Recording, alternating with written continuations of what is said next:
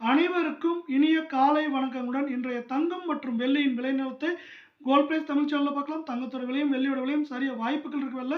வெள்ளியோட விலை இன்னைக்கு 1 கிராம் 265 தான், 10 கிராம் 2650 1 கிலோ 2,65,000 விலை மாற்றம் இன்றி காணப்படல. நீங்க நம்ம சேனலை சப்ஸ்கிரைப் பண்ணலாம் கூட பரவாயில்ல, வீடியோக்கு ஒரே ஒரு லைக் போடுங்க.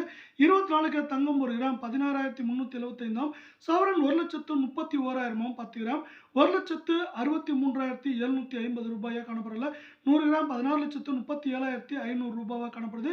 இன்று விலை மாற்றம் இல்லாமல் காணப்பட்டால் மேற்கொண்டு சரிய வாய்ப்புகள் இருக்கல.